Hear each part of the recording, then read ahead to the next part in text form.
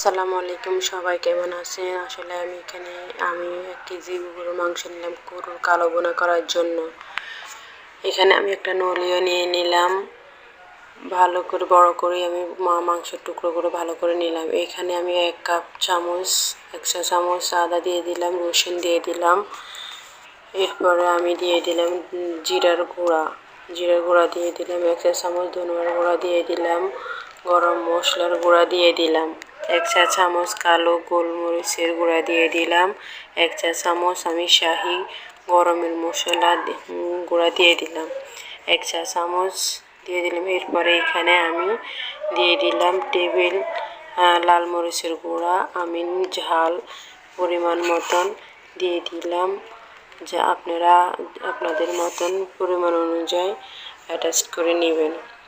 লবণ দিয়ে দিলাম আমি 1 বাটি দিলাম পেঁয়াজ বেরেস্তা, 1 বাটি দিয়ে দিলাম আমি পেঁয়াজ কুচি। এরপরে দিয়ে দিলাম আমি 1 কাপ তেল।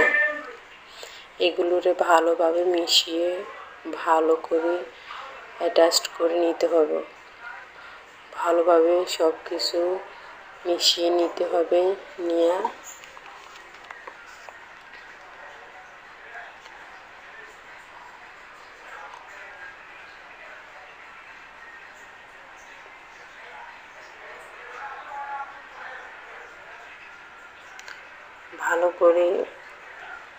ভালো করে মিক্সার করে মশলাগুলো সুন্দর করে বসাতে হবে। কিছুক্ষণ ঢাকনা দিয়ে রাখতে হবে, 5-10 মিনিট রাইখা। এরপরে এগুলো চুলায় বসিয়ে দিতে হবে। এই যে ভালো করে আস্তে আস্তে কষিয়ে নিয়ে পানি বের হয়ে যাবে এখান থেকে। কালো বোনাটা এভাবে করতে হয়। এখানে আমি লবঙ্গ, এলাচ, কিছু মশলা আমি আলাম দিয়ে দিলাম, দারচিনি দিয়ে দিলাম, দিয়ে এরপরে তেজপাতা কুচি কুচি করে দিয়ে দিতে হবে। তাহলে এগুলার অনেক মজা হবে। এগুলো ভালো করে দিতে হলে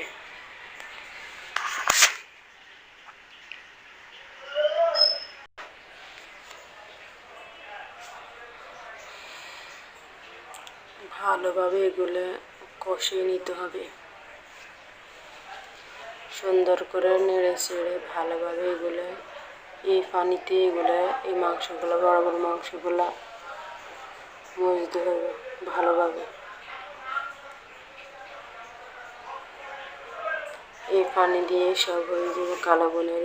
আস্তে আস্তে জলগুলো শুকিয়ে গেলে অনেক সুন্দর কালো বোনের কালার চলে আসবে। এই যে মাশাআল্লাহ, অনেক সুন্দর কালার চলে আসলো।